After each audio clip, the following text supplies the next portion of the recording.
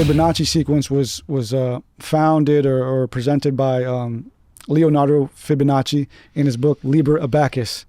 And basically he just came up with this like cool, fun equation, and through that fun equation, he founded the Fibonacci sequence, which is a sequence of numbers that are the sum of the two previous numbers. But what scientists found later is that when you input those numbers or that sequence into nature, we find that all of these natural growth patterns that are around us run off of this system, and they run off of codes, very specific codes. And so nature around us may look like it's flowy or it's random or it's chaotic, but when we really study nature and how it grows from seed to full form, it's all growing off of a system of codes, a system of very set, rigid codes.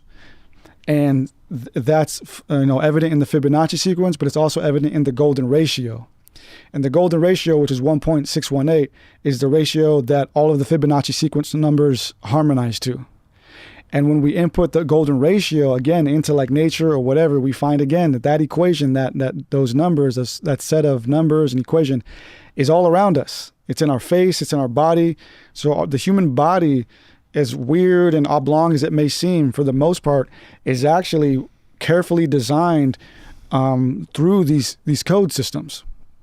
So the moment a woman gets pregnant, from conception to being birthed, the human baby is being formed through a system of codes and geometries.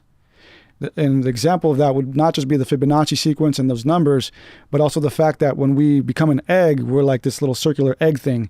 And then the circular egg duplicates and duplicates, and that's geometry. Those are sacred geometric symbols.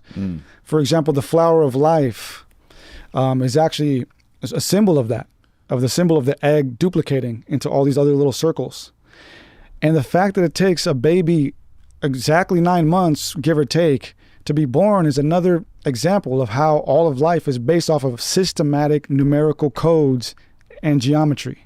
The codes would be the equations and the numbers and the dates that it takes for things to form. The geometry would be the abstract final form of what these equations are. Example again, Can you find like a diagram of this Fibonacci sequence? I feel like that would be a good thing to look at while you're talking about this, because this is hard to wrap my head around.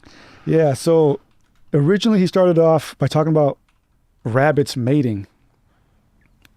So this is the Fibonacci spiral. So if you input the Fibonacci numbers or the sequence into nature, it's going to create that spiral growth pattern. So if you first one on the left? Yeah.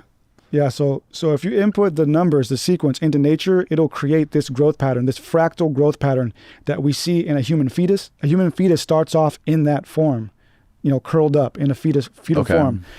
Galaxies, for example, follow this sequence. Wind patterns, everything. It's almost everywhere. Right. But he started this off. Yeah, that's what a hurricane looks like from above. Yeah. If you go a little bit down, see that pyramid right there? Yeah, so that's like an actual representation of the sequence. So it's every number is the summation of the two numbers before. Every number is a summation of the two numbers before. Okay, got it. Right. Wow. Yeah, and so that is the lattice. So who came up with this? Leonardo Fibonacci. Oh, Leonardo, you said that. Yeah, in his book Liber Abacus. Yeah, so this is the lattice that is in nature, right? So you look at a tree and it just looks like a flowing tree. It's all chaotic. It's got branches going everywhere, but it's actually beautifully designed that way through a code system. And so all of life around us is built off of code systems. This is apparent in technology too. We ourselves encode things. We know how to do that ourselves. A laptop, a computer, this microphone, it's all built up of smaller components. And then the more and more you go into it, you just find that it's particles, lattices of particles creating this stuff. So that's in part the crystal lattice mind illusion, the fact that we are more than our body, we are also a mind, and that all physical reality is comprised of these lattices, these codes that create it. And we are also pieces of a bigger piece, right? We're also little particle lattices, or what is the word again? Yeah, lattice. We're lattice to something bigger than us. Exactly. And I wonder, what is that? Yeah, that's the big question, and we can get into that later. But before we do, I want to talk about DNA for a little bit. So there's a new a recently new theory about DNA. For the most part, people thought that DNA was what created genes, that DNAs were the cause of genes.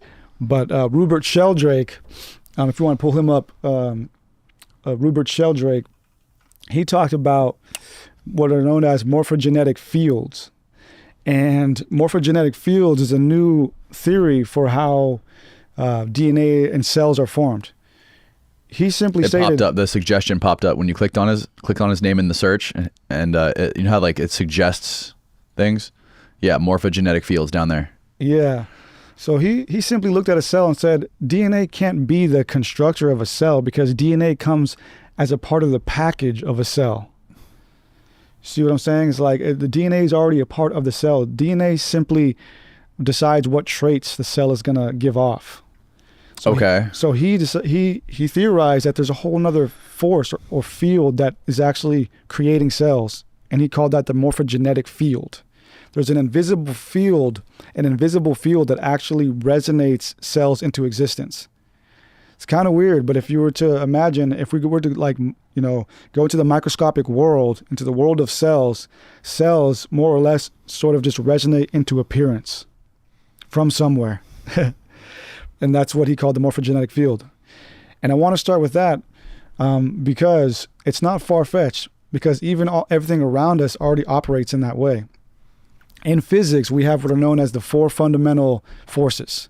The electromagnetic force, which is invisible, but we know it exists, right? You can get a magnet, you can see it push things around. Right. That's one force. And then we have the strong nuclear force. The strong nuclear force is what holds things together. It's what holds atoms in place. And then we have the weak nuclear force, which is what causes things to decay. So it causes emissions. It's what causes combustion in the universe. And then we have the fourth, which is the gravitational force. This one is still theoretical. Einstein is the one who kind of like came up with this. But gravity, we can't measure gravity yet. We can only measure it through its effects on other things. We know it's there, but we can't see it even with our apparatuses yet. Mm-hmm. And what gravity does, it sets everything into motion. It's all about mass. It's in the mass, but what it does, it sets everything into motion. It's what actually sets the clockwork into motion. So the 3 forces were probably created first, right? After physicality was formed from whoever or whatever, and then gravity was the last thing. Was like, all right, well let's start it. Let's get it going. Let's press the start button, right? Because it's the clockwork force. It's right. What makes everything start moving. Right. Gravity and time are very intertwined. Yeah, exactly. But scientists have been looking for the 5th force for many, many decades. And so the 5th force is this theoretical force that scientists think interlinks all forces. And it expands all across the universe and into everything, whether it's a particle or a planet. And some scientists think that they have found it.